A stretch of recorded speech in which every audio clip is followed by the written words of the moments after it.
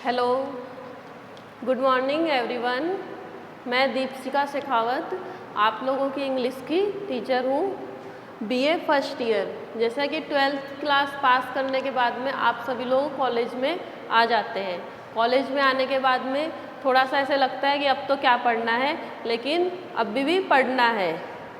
तो इंग्लिश के अंदर जैसे आप लोगों के फर्स्ट ईयर में आने के बाद में आप लोगों के एक तो कंपलसरी सब्जेक्ट होते हैं और एक ऑप्शनल होते हैं। ऑप्शनल में आप अपने पसंद के 3 सब्जेक्ट चूज करते हैं और उसके अलावा आपके पास कंपलसरी होता है। कंपलसरी मीन्स जो कि आपको फर्स्ट ईयर में 4 पेपर होते हैं, वो आपको क्लियर करने होते हैं। उसमें आपके सबसे पहले होती है, एक पेपर आपका होता है इंग्लिश। इंग्लिश कंपलसरी होता है। दूसरा आपका है हिंदी कंपलसरी। तीसरा पेपर आपका कंप्यूटर एंड फोर्थ पेपर आपका होता है इन्वायरमेंट।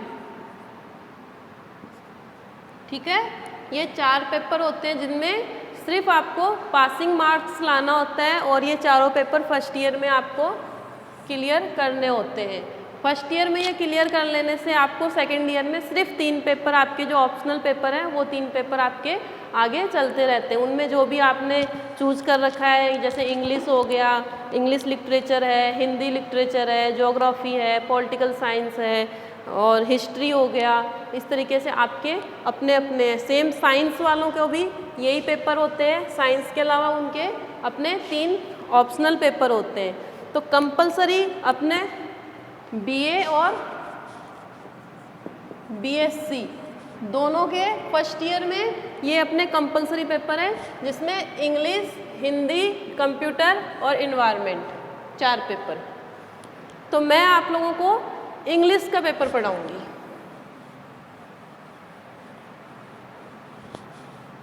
ठीक है, कंपलसरी इंग्लिश मैं आप लोगों को कंपलसरी इंग्लिश पढ़ाऊंगी। जैसा कि 12th तक आप लोगों ने ग्रामर पढ़ी है एंड कॉम्प्रहेंशन आता है, जैसे बुक्स चलती है उसमें चैप्टर आते हैं, पोयम आती है, डायरेक्ट इनडायरेक्ट हो गए, एक्टिव वॉइस हो गए, टेंस हो गए, फोनेटिक सिंबल्स हो गए। इस तरीके से ग्रामर जो आप लोग पढ़ते आ रहे हो बचपन से 12th तक, वो ही ग्रामर हम अभी फर्स्ट ईयर में भी हमें पढ़नी होती है। तो उसमें आपके जो कंपलसरी सब्जेक्ट है उसमें पार्ट 1, पार्ट 2, पार्ट 3 और पार्ट 4 4 पार्ट हैं आपका पेपर के।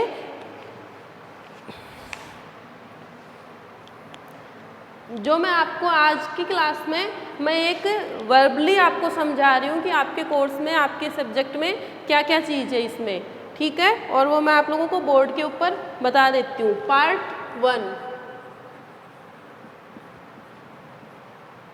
ठीक है, पार्ट 1 के अंदर आपकी 4 यूनिट है। Unit 1, unit 2, unit 3, unit 4। Okay, part 1 के अंदर आपके 4 यूनिट हैं, जिनमें आपके हैं फोनेटिक्स। पहला है आपका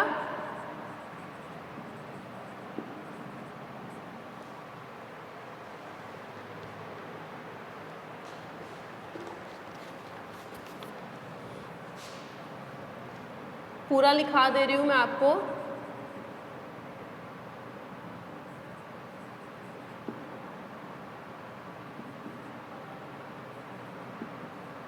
transcription of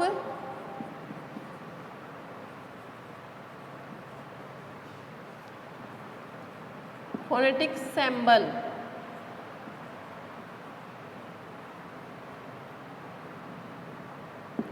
ट्रांसक्रिप्शंस of phonetic symbol. Phonetic symbol होते हैं जब हम कोई भी प्रोनाउंसिएशन करते हैं या कोई भी उच्चारण हम कर रहे होते हैं, तो हमारी जो ध्वनि है, हम जो बोल रहे हैं, जैसे हिंदी में बोल रहे हैं कि मैं आता हूँ, तो जैसे इंग्लिश में हम बोलते हैं कि आई एम गोइंग, तो जो प्रोनाउंसिएशन की जो ध्वनि है उनके सिंबल्स होते हैं, वो मैं आपको डिटेल से पढ़ाऊंगी नेक्स्ट क्लास में। Word stress,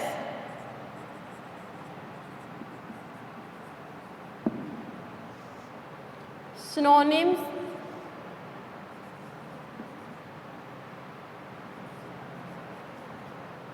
and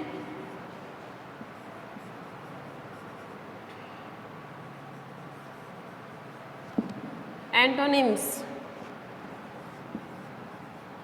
Word formation.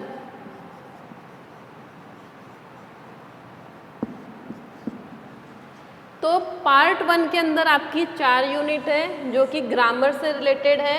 Phonetic symbol, word stress. Word stress होता है कि हम किसी वर्ड के ऊपर हमारा बोलने में, प्रोनाउंसिएशन करने में कहाँ पे स्ट्रेस लग रहा है, मतलब कि कहाँ पे जोर देना है, कहाँ पे जोर नहीं देना है। Synonyms and antonyms. सिनोनिम्स जो आपके हिंदी में जैसे बोलते हैं विलोम शब्द और पर्यायवाची। वर्ड फॉर्मेशन, वर्ड जो है, शब्द जो है, उसको किस तरीके से बनाया जाता है वो वर्ड फॉर्मेशन के अंतर्गत आता है। तो ये मैं आपको अभी शॉर्ट में समझा रही हूँ। पार्ट सेकंड, फर्स्ट पार्ट आपका ये हो गया। सेकंड पार्ट के अंदर आपके ग्रामर आती है, जिसमें भी आपके यूनिट 1 है, 2, 3, 4, 5 एंड 6, जो कि यूनिट 1, 2, 3, 4, 5 और 6 है, जो कि आपने 12th क्लास में ऑलरेडी पढ़े हुए हैं। लाइक जैसे ग्रामर है, उसमें आपके आ जाता है direct and indirect.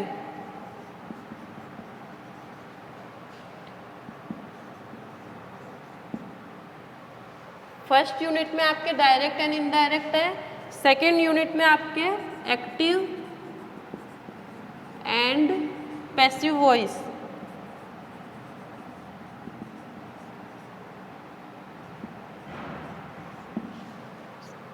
Unit 3 degree.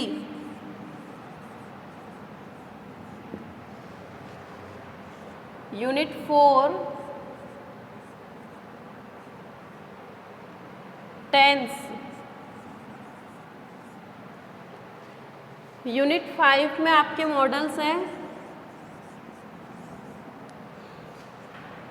And unit 6 में एलिमेंट ऑफ कॉज। तो इस तरीके से आपके बीएससी और बीए फर्स्ट ईयर के अंदर जो कंपलसरी पेपर है उसके 2 पार्ट मैंने आपको बताए हैं। फर्स्ट पार्ट में आपके यूनिट 4 है, सेकंड पार्ट में यूनिट 6 है।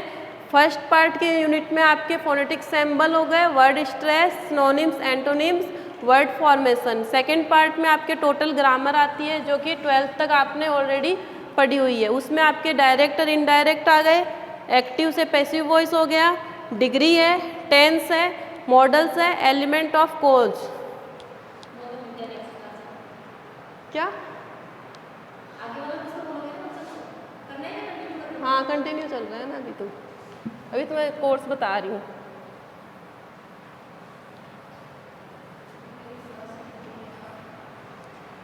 तो इस तरीके से मैंने पार्ट 2 आपको 1 पार्ट और सेकंड पार्ट बताए हैं। तो थर्ड पार्ट में जैसा कि 12th में आप लोग चैप्टर पढ़ते आए हैं, थर्ड पार्ट में आपके सेम यहाँ पे कुछ चैप्टर्स हैं जिनमें 1-2 स्टोरी हो गई, 1-2 ऐसे हैं और 1-2 पोएम है। पार्ट थर्ड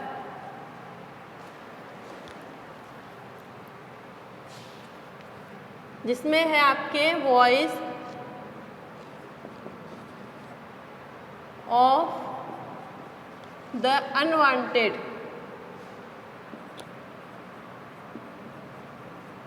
अनवांटेड गर्ल, ठीक है। ये एक सुजाता भट्ट की छोटी सी कविता है।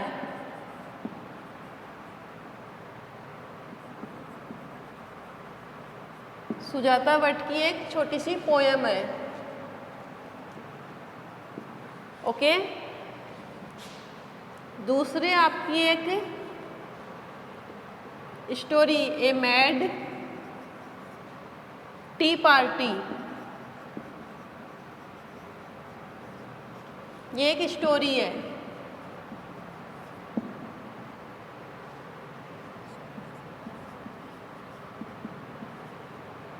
लेविस कार्लो की।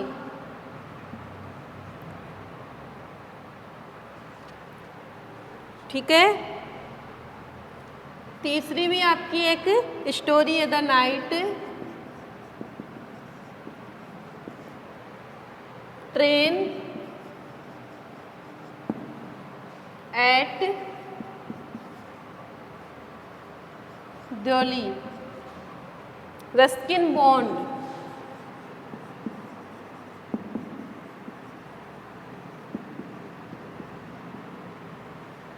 Story.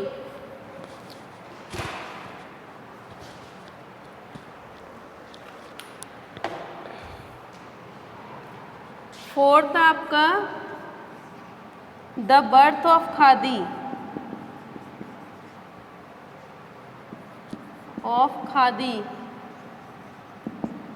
Mahatma Gandhi.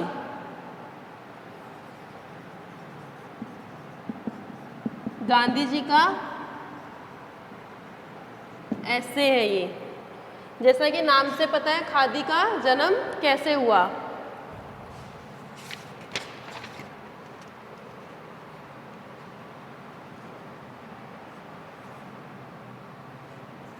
A tryst with destiny, Jawaharlal Nehru.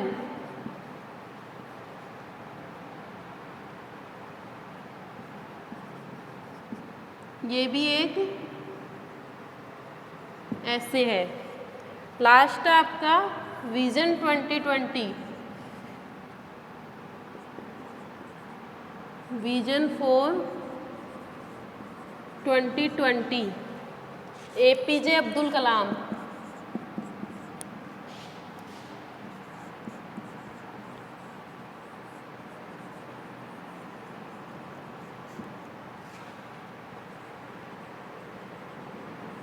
ये भी एक ऐसे है। तो पार्ट थर्ड में आपके जो है वो कुछ एक पोयम है, 2 स्टोरी है, 3 निबंध है। पहली जो पोयम है वो है voice of the unwanted girl, Sujata Bhatt जो है उसकी राइटर है। ए मैड टी पार्टी, ये एक स्टोरी है लेविस कॉल की। ठीक है। The night train eight Dolly, Ruskin bond की एक स्टोरी है। The birth of khadi, khadi का जन्म कैसे हुआ, गांधी जी, महात्मा गांधी जी। ए ट्रस्ट विथ डेस्टिनी, ये भी एक ऐसे है जो कि जवाहरलाल नेहरू के द्वारा लिखा हुआ है। विजन फॉर 2020, 2020 का दृष्टिकोण कैसा होना चाहिए था, अब्दुल कलाम के हिसाब से उन्होंने सोचा था कि 2020 कैसा होगा, वो ये ऐसे में आपको दिखाया गया है। तो ये थर्ड पार्ट आपका, थर्ड पार्ट के अंदर 6 चैप्टर है। अब आता है आपका फोर्थ पार्ट।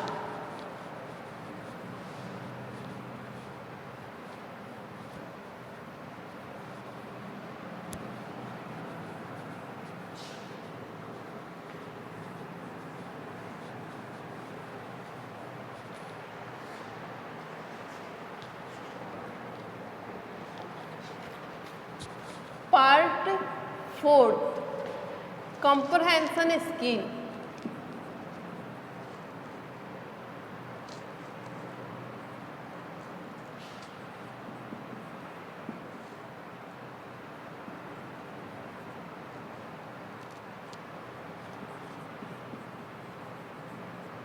कॉम्प्रहेंशन स्किल्स, इसमें 3 यूनिट है ओनली आपके, जो कि बहुत ही इम्पोर्टेंट है। मेन जो पासिंग मार्क्स है वो इसी यूनिट से उठाए जाते हैं। ठीक है। इसमें आपके सबसे पहले आता है letter format, letters, formal letter and informal. ठीक है। सेकेंड यूनिट में आपके CV,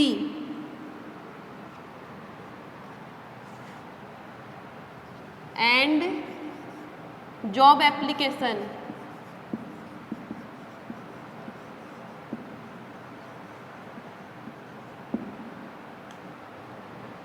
job applications. Third unit में आपका है पैराग्राफ,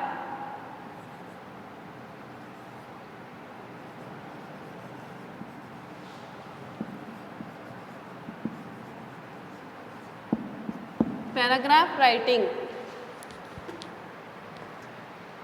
तो पार्ट फोर्थ जो हम डिस्कस कर रहे हैं, जो कि बहुत ही इम्पोर्टेंट है आपके कोर्स के हिसाब से, क्योंकि जो पासिंग मार्क्स जो होते हैं, नंबर जो आपको उठाने होते हैं पास होने के लिए कंपलसरी इंग्लिश में, वो हमारा मेन फोकस इन्हीं पे होता है।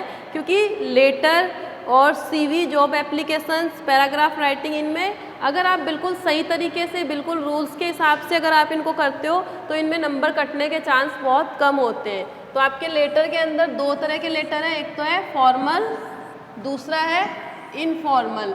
फॉर्मल लेटर वो होता है कि हम किसी को इनवाइट कर रहे हैं तो हमें इनविटेशन देना है, किसी को बर्थडे पे इनवाइट करना है, किसी के घर में कोई प्रोग्राम है, मैरिज है, शादी है। इनफॉर्मल में हमने ऑफिशियली लेटर आ जाते हैं कि हमें कोई ऑफिशियली वर्क के लिए लेटर लिखना है, या फिर कोई अपने को जॉब के पर्पज़ से लेटर लिखना है, तो वो इनमें आ जाते हैं। सीवी होता है कैरिकुलम वेट जिसको बोलते हैं। सीवी एक तरीके का एक फॉर्मेट होता है, उसके अंतर्गत आप अपना नाम, पता, एजुकेशन, क्वालिफिकेशन, वर्क एक्सपीरियंस और आपकी जो पूरी डिटेल होती है वो एक फॉर्मेट के द्वारा आपको निकाल के जॉब एप्लीकेशन के साथ में अप्लाई करनी होती है। जब आप कहीं पे जॉब के लिए अप्लाई कर रहे हैं तो आपको वो साथ में उसके, आपको अपना बायोडाटा उसमें साथ में लगाना होता है।